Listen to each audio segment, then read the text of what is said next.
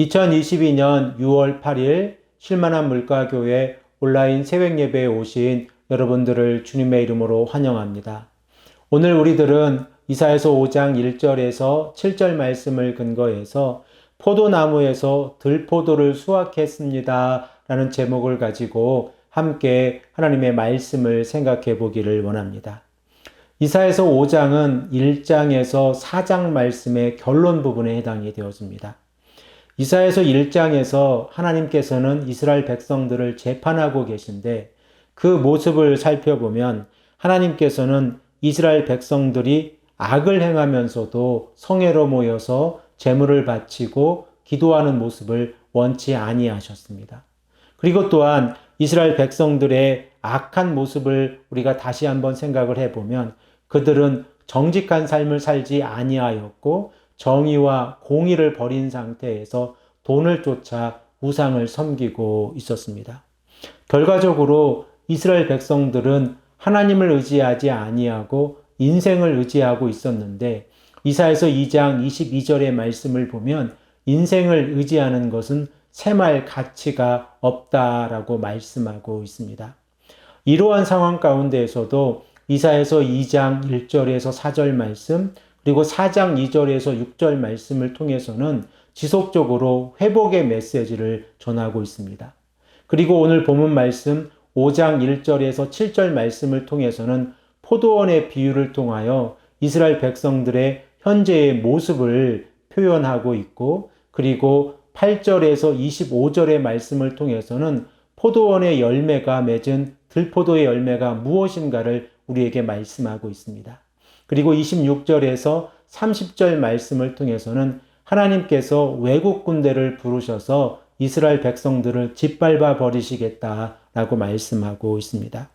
자, 그러면 하나님께서 포도원의 비유를 통해서 이스라엘 백성들에게 말씀하고 계신 이유가 무엇입니까?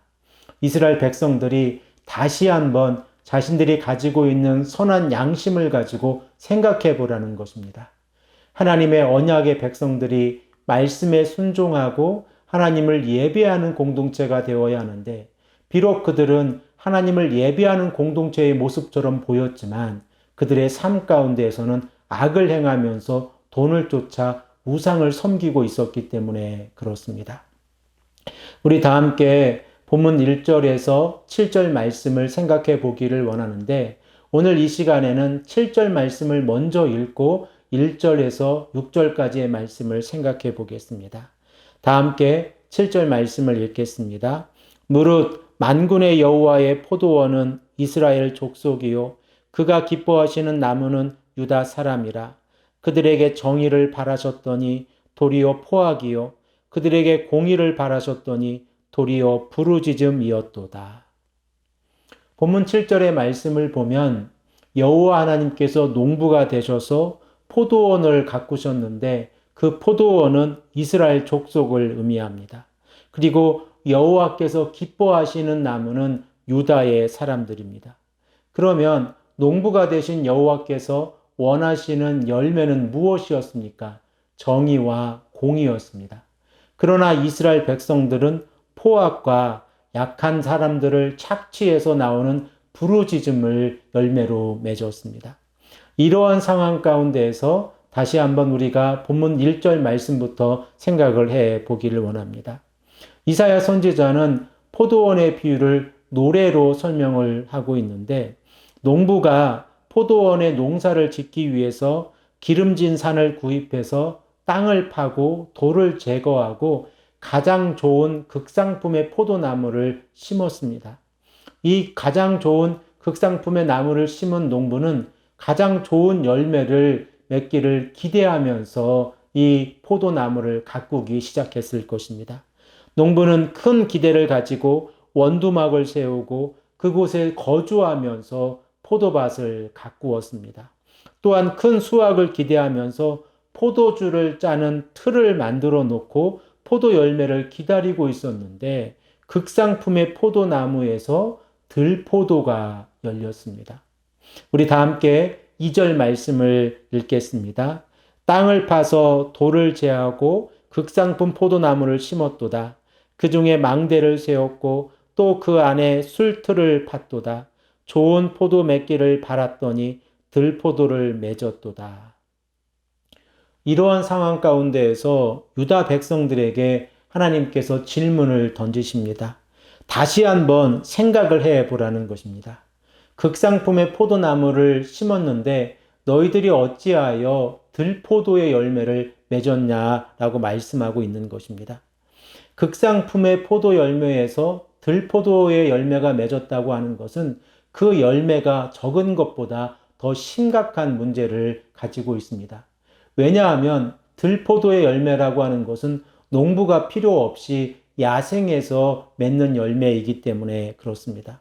그래서 본문 4절 상반절 말씀에서 농부가 되신 여호와 하나님께서 이스라엘 백성들에게 이렇게 질문하고 계십니다. 내가 내 포도원을 위하여 행한 것 외에 무엇을 더할 것이 있으랴? 아무것도 없다고 하는 사실을 이스라엘 백성들은 잘 알고 있습니다. 그러면 농부는 들포도 열매를 맺은 포도밭을 어떻게 하겠습니까? 우리 다 함께 본문 5절 말씀을 읽겠습니다. 이제 내가 내 포도원에 어떻게 행할지를 너에게 이르리라.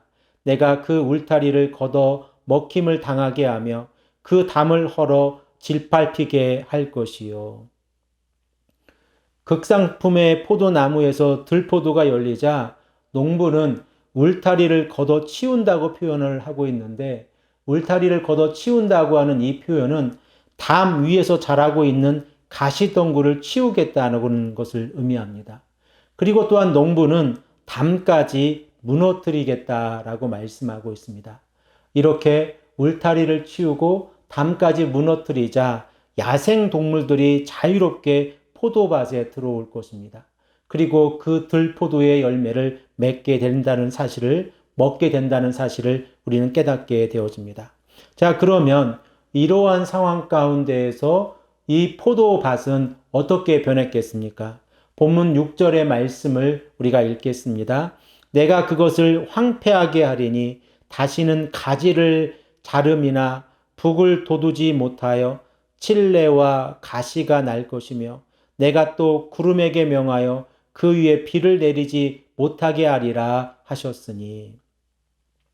특별히 본문 6절 말씀에서 북을 돋우지 못하여 라는 표현은 밭갈이를 하지 아니한다 라는 표현입니다.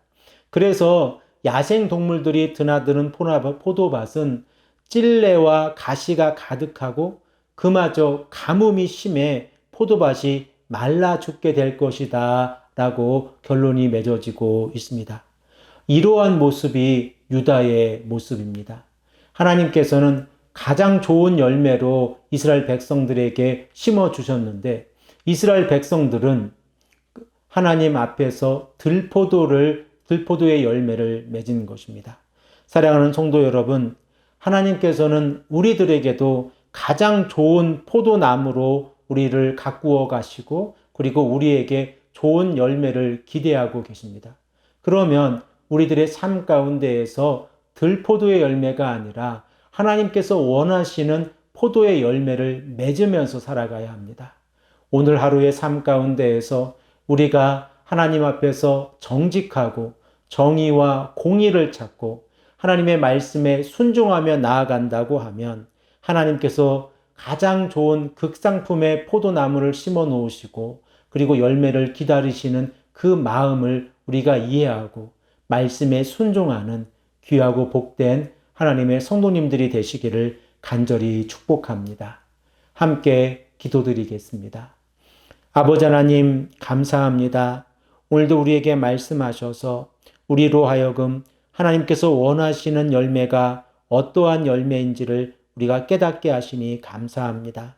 아버지 하나님, 우리가 이 땅을 살아가면서 하나님을 의지하고 말씀에 순종해야 하는데 우리의 삶 가운데에서 하나님을 의지하지 아니하고 말씀에 순종하지 못하는 모습들이 있다면 용서해 주시고 온전히 말씀에 순종하고 좋은 열매를 맺는 귀하고 복된 하루가 될 수 있도록 인도하여 주시옵소서.